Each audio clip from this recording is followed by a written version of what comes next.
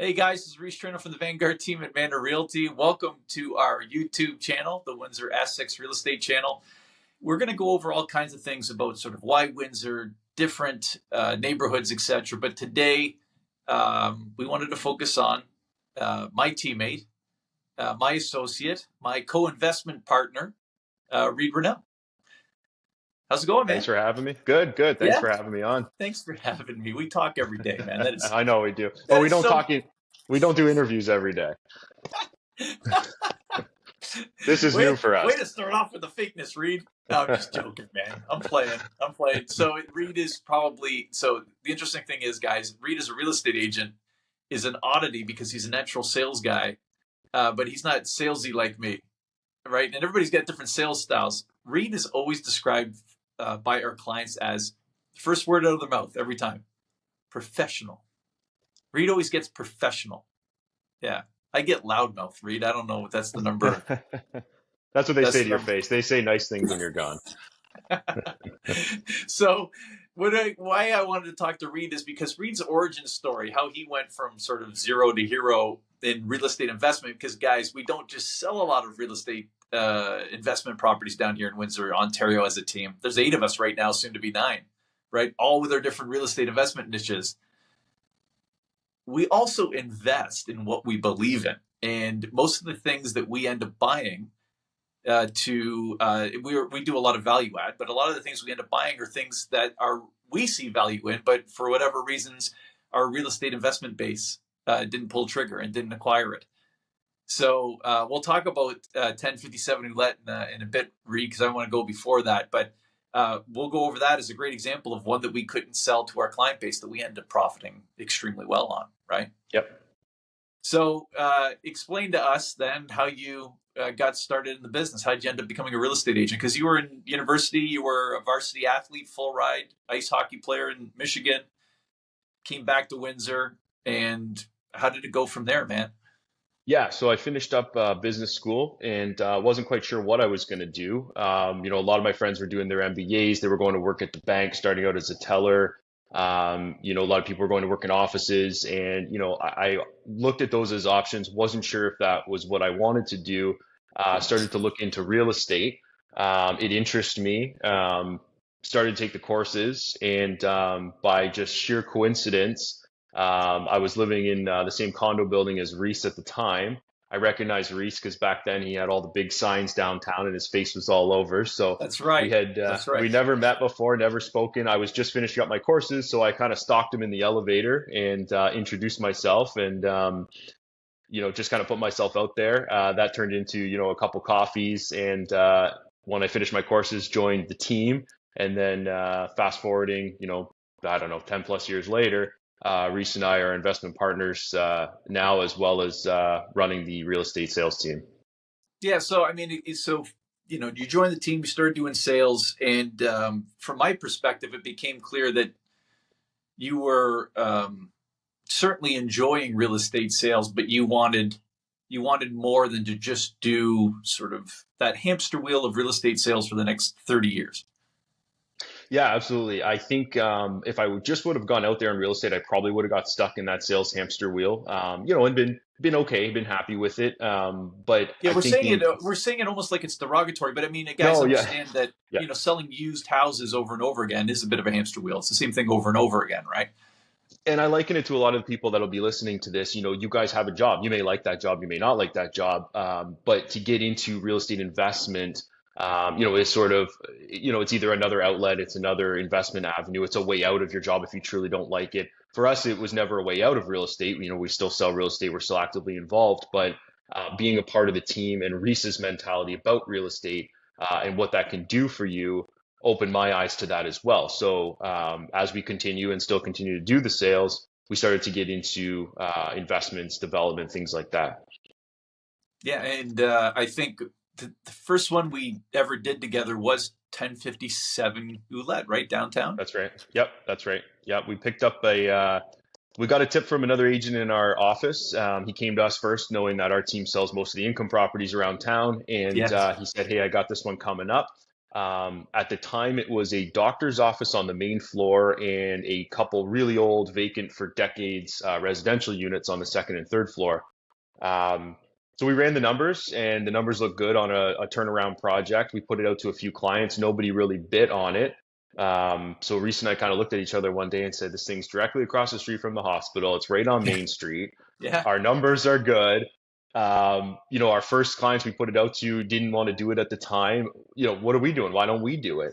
And that was sort of where it started. Yeah, we ended up purchasing it and putting the work into it. Yeah, guys, even the building I'm sitting in right now, this is a 3-story commercial building that I bought 8 or 9 years ago. And it was the same thing. Like, I'm literally looking at this building going, you just have to tweak a couple of things cosmetically, and your cap rates are, double digits per year, you know. And I couldn't get, it was me and another guy that's now left the team because he's achieved independent wealth himself. You practice what you preach, right? And he's done great. He doesn't want to sell real estate anymore. No problem, man. He's still a friend of the team.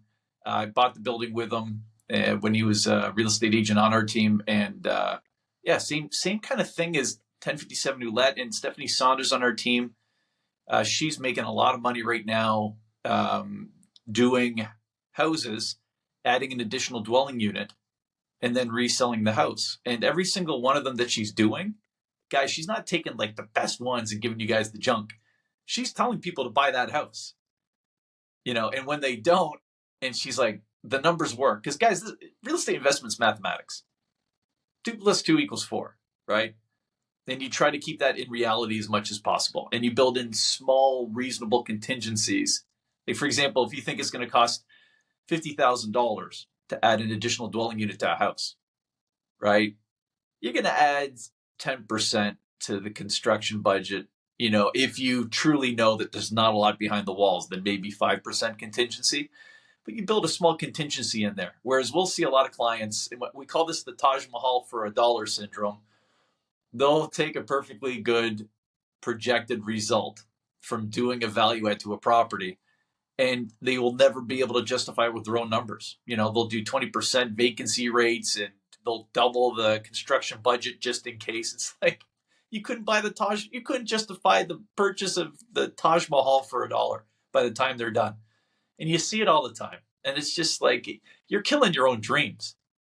You got to take small calculated risks in real estate. And we did on 1057 Roulette, didn't we? I mean, it was a small calculated risk.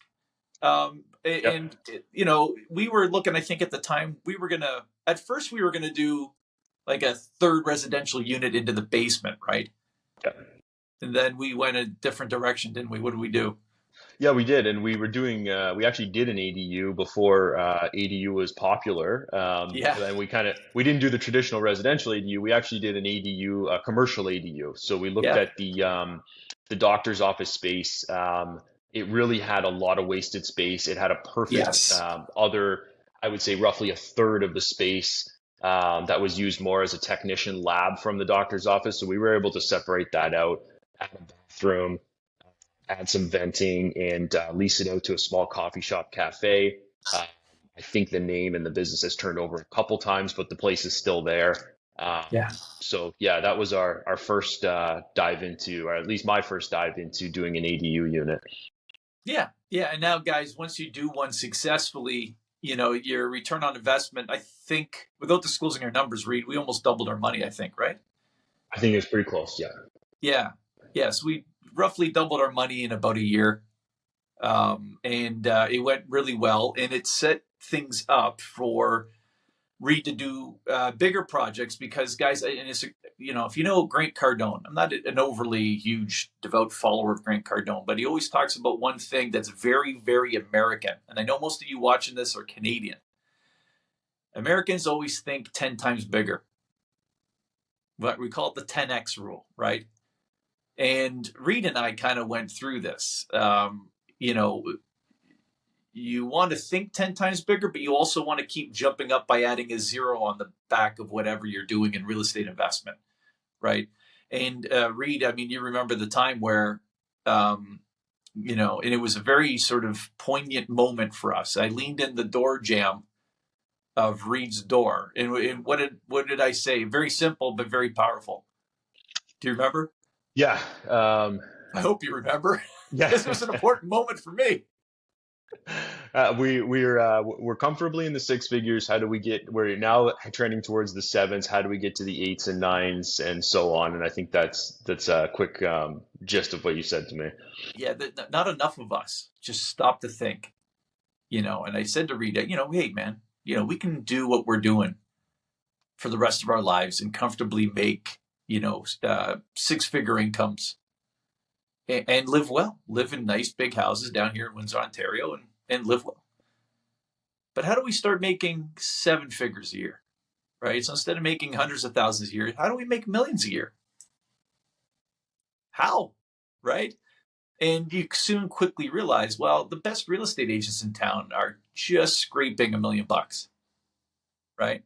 After expenses, et cetera, and income taxes, they'd be, a lot lower. They'd be back down to the six figures. The top agents in town, including us, but you know what I mean? Like the ones that are really, really, really pushing on all cylinders and are doing all the sales themselves, whereas we spread them out on a team. You're not gonna get there. You're not gonna make 5 million a year doing just real estate sales, right? And so, I mean, what did we decide? What was our avenue? Well, it became larger projects. Instead of doing multiples of, a 4 unit or a 6 unit or anything, we decided to move up into larger developments, and that's where we are right now. Yeah, yeah. So it's funny, guys. We made the decision to really go for it. And you've probably, if you're a real estate investor, you've probably heard of the word OPM, right? Or the acronym OPM, which means other people's money. And what we decided to do, what we recognized was we had built up an expertise in value add real estate development. And what we did is I've been doing this, guys, since I was 22 years old. I'm 48 now, right? Reed's been doing this for a decade now. So we've got a bit of a pedigree again in the hundreds of thousands and into the millions, right? So we've done properties that are $1 million, $2 million, $5 million. So we're in the sevens. Great, great. Now, how do we get in the eights, right? And what do we do, Reed, to get in the eights without saying the names of our clients, etc., just if they want privacy? Yeah, absolutely. So we look for partners. We went out and we looked for partners, mostly money partners, that were looking for people like us who had the expertise, who had the inside track on the opportunities, the properties, had the network down here to actually get those things done once you acquire the property. So that was really the next step for us to find the right partners, and that catapulted us, like Reese said, from doing the smaller to mid-sized stuff to getting into the really larger developments. Yeah. Yeah. So, I mean, if you want to think about it in the way of, and people often don't think about this, but money has a problem. Where is it going to make more money? That's money's problem, right? So companies that have a lot of money, i.e. investment firms or somebody with deep pockets that, is now trying to protect their money. They've made their wealth, but they're still looking to invest. You can't get the entrepreneurial blood out of some of these guys and gals. They just can't stop. They've made enough money. They could sit on their hands the rest of their lives. They'll keep investing because it's fun, right? And they like building things and solving problems with money, right? So their problem is, where do I put my money, right? Well, when you have people like us that have been in the trenches at 1/10, right? We've been scrapping in the hundreds of thousands, the six figures, then we're scrapping in the sevens, right? Because we can buy ourselves. Now we want to go up to the 8 figures and 9 figures, right? And now we're just brushing the 9 figures now. And the reason we're able to do that is because we know our neighborhoods. We know our city. We know the bureaucrats. We know the politicians. We know the right consultants. We know which contractors and project managers to work with and property managers and tradespeople and which ones to avoid. We already know all that because we've been doing this for a long time. So money recognizes that you're a vessel for them, right? You become a tool for them to leverage so that their money can make more money, right?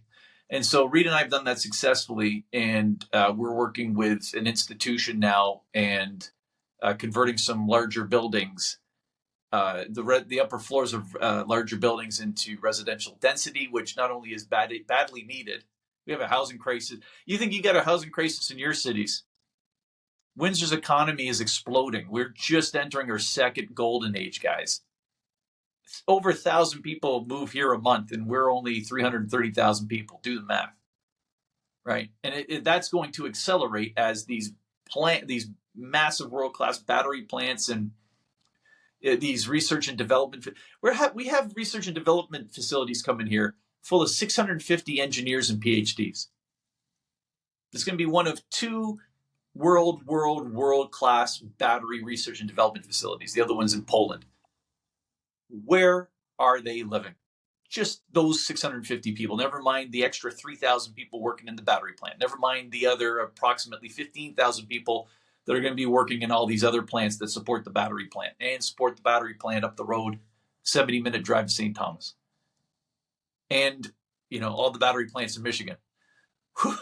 Where are we all living, right? So you'll notice that the government now is creating laws and rules specifically to help people build apartment buildings. And you'll notice that those rules from the feds in particular, they don't give any money for housing. They don't give any money for condos. They're giving money for apartment buildings, right? Because they know there's a huge squeeze on rentals. Guys, if you think about the homeless on your streets, I don't care where you are, you've got them. If you think about the homeless on your streets in any mid-size or large city, they weren't there 5 or 6 years ago, were they? Right? I used to live downtown for 16 years. I could count, and I knew every homeless person down there. There's about 10 of them, max. There's 200 now downtown. And it was like overnight. And it was like, why? And it's because you got to a point where even the worst slumlord could choose their tenants, because you have a net effective vacancy rate of 0 in countless cities now across Canada, North America, right across the wealthy world, even Sao Paulo, Brazil, Rio de Janeiro, Brazil, where Reed and I have an investment down there. Like, it has jumped up massively everywhere, the homeless situation. So, and you're probably like, Reese, why are you going on a tangent? Not really. Because what I'm explaining to you guys is if you jump on this kind of bandwagon where you're creating extra residential density, you're solving a pain point for society. And whenever you're investing in solving a pain point for society, your risk plummets and your profit margins go up, right? So, and I've got a good friend that actually focuses on the other major pain point, which is a shortage of labor, right? There's a shortage of labor in Canada. What does he do? He's into automation and robotics and all these other things. These startup companies that are creating robots to do very simple tasks because we don't have the workers to do these simple tasks. He's going after another pain point. So my point is, guys, if you're a real estate investor, understand that, you can be somebody that just buys a fourplex. That doesn't solve a societal problem. That fourplex is already there. Society doesn't really care if you own it or somebody else owns it. But as soon as you buy a house and you add a mother-in-law suite, you add that additional dwelling unit, you're now solving multiple problems of society, right? Reed, what do you think about that, man? Yeah, I think it's absolutely correct. The one thing I would add too is that if all of this, because I realize this video will reach a lot of different people with, large real estate portfolios already who may be ready to take that step into larger developments, and some people who are just looking to buy their very first income property. If you're one of those people where some of this stuff about developments and, using other people's money, raising capital, things like that seems a little too far ahead right now, one thing I would say is to keep an eye on the other developments that you see around and piggyback on those. So if you see, for instance, Reese and I are doing a building on Main Street, you see that building's getting completely renovated. It's going to have nearly 100 new units in it. And you can find a vacant lot, you can find a single family home that's in that neighborhood, or anywhere where you see, like Reese mentioned, battery plants going up. any type of new development, CIPs, community improvement plans, usually brings large investments. Piggyback on that, get yourself a single family home. And like Reese said, add an ADU. Now you've solved the problem and you've added a lot more equity and hopefully cash flow to your property as well. So there's a lot of different levels that you can capitalize on this. It doesn't necessarily have to be at that highest level right now, but find what works for you, find what level you're at, and I'm sure Reese is going to mention this at the end, but we have very specialist real estate agents in all sorts of niches down here in Windsor. So whatever it is that you think you want to do, we have somebody that does it themselves, does it for clients over and over and over again. They can guide you in that process, whether it be large development like Reese and I are doing, or whether it be a single family home, an ADU, a condo. We can really help you with, any way that you want to expand or start your real estate journey. Yeah, yeah. And guys, if you don't have the money to do that straight away, you can always buy a condo with Sadie Morrow on our team for like 40,000 down, 50,000 down, And what people don't realize is the massive profit margins just by buying a boring condo, right? Canadian historical average property value increase is 5% a year, right? Right now it's closer to 10, 15%, but let's use 5%. You buy a condo for 5%. You buy a condo with 20% down, right? 500,000. So you put down $100,000. I'm using that because it's easy math. Long story short, forget about the cash flow you're going to get off that client. Forget about the tax write-offs because now you're a business person, right? So now you can write off a whole bunch of stuff against your income taxes as an employee, which a lot of you are, right? So you can write off the gas in your car. You can write off half your car's expense. You can write off your car's and half your car's insurance. As soon as you got 2 properties, you can write off 100% of those. Well, now you're a business person. Now you got to have a home office. So now you can write off that percentage of your square footage as your utility bills, your home tax bills, your home insurance, your home mortgage. You can write that off because you're a business person now, and you have to have a business office at home to run your business. And the CRA recognizes that all day. Okay, but forget about that. Forget about all these incomes. Forget about the fact that your tenant pays down the principal on your mortgage every year. Forget all that. Just look at property appreciation per year, which is a straight line, 5% a year that goes all the way back to Confederation 1867 when Canada became a country. 5% on a $500,000 condo is 25 grand, right? You put $100,000 down as a down payment. How much money did you just make first year? Read. Oh, and I put you on the spot? No, you cut out for a sec. Oh, okay. I said, if property appreciation, if you put down $100,000 on a $500,000 condo and the condo went up 5%, it went up 25 grand to 525,000. What's your return on investment that first year? Don't make me do math right now. It's 25%. It's 25 grand on 100 grand, right? So guys, what I'm saying is you are going to make 25% that first year property appreciation just at the Canadian historical average on your money. And then it goes up 26%, 27%, 29%. It just keeps compounding. So there's no shame in doing something like that first if you have limited funds. It's a boring, safe, predictable investment. Then once you've built up that equity, then use that equity, refinance your condo, and do what Reed and I are talking about, which is going towards the house and adding an additional dwelling unit, right? Eventually, you can build that up. As I said, if you think like an American and you keep 10xing what you're doing, it doesn't take too long to go to where we are, which is converting multiple buildings. The building we're doing immediately right now is a 12-story, beautiful Art Deco building, and we're converting the upper 10 floors into 80 residential units and keeping office on the second floor and retail on the main floor, right? Any comments there, Reed? No, I think you got everything. Like we said, it's a lot of options for people, no matter what part of the journey you're at. There's a way to make money, and especially down here in Windsor right now with what's going on with the population growth, developments, and things like that. There's a huge opportunity. Yeah, Yeah, and Reed actually said one of the two keys.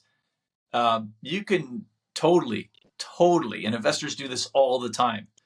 You invest and buy around the big announcements because you can guarantee that those properties around the big announcements are also going to go up, right? It's inevitable, for 99 times out of 100. It would take an exceptional situation why that wouldn't happen. The other one is to read is people can invest where hipsters, gay couples, and artists are moving. That's right. Yeah. Because those are the neighborhoods that are just about to start gentrifying, guys. And it's a very simple observational rule, but if you follow those three demographics, remember those three demographics don't have kids when they're younger, so they're much more tolerant to higher crime neighborhoods, right? And they're happy to go in, especially if you think of artists and hipsters, they tend to have a little bit less money, right? So they want to go into the cheaper neighborhoods. They're more tolerant to crime, and they fix up their houses and they open up awesome restaurants and coffee shops and tattoo parlors and whatever. Man, this is a cool neighborhood now. And who wants to be around the cool kids? The young professionals who are also single and don't have kids. But they want to be around the cool kids. They move into that neighborhood, property values start going up, right? And now everybody's getting older and they start getting married and they start having kids. About half of them move out to the baby farms, right? They move out to the suburbs. But about half of them stay. And that becomes the established gentrified neighborhood. And I know gentrified has now become a bad name. I don't know what you're supposed to call it now, but I'm in the Distillery District, the old Walkerville. This neighborhood 20 years ago, you wouldn't recognize it. It was pretty rough, right? And, kitty corner to my building is a gay couple, great human beings. They've invested up and down the street. Right across from me are a couple of houses full of artists. Right behind my building is another artist, right? These guys, just down the road is a photographer. Like, that's how it works, guys. There's a bunch of trendy restaurants in this area. 20 years ago, it wasn't like that. It just wasn't. So that's the other sort of thing you look for if you're trying to reduce your risk and increase your profit margins. Basically, look at where the cool kids are moving and build around big developments like the ones that Reed and I are doing. There you go. Anything to add before we wrap it up, buddy? No, I think we got it all. I'll end it the same way in a fake way. Thanks for having me on. I'll probably talk to you in about 10 minutes on the phone. Get out of here, man. This is Reed, Renaud, and Reese Treniel from the Vanguard Team and Vanguard Realty. Guys, I hope you enjoyed the interview, and I hope that provided some insight. As always, down below, if you want to start getting access to our exclusive listings, our in-pocket listings, and our pre-MLS listings, click on the link and fill out a short form on what you're trying to do and achieve to gain wealth as a real estate investor, and we can help you out accordingly. That also includes the opportunity for a one-on-one meeting if you want. You don't have to, through Zoom or in person. And subscribe. Click on subscribe, man. We're going to do a lot of these. Talk to you guys soon.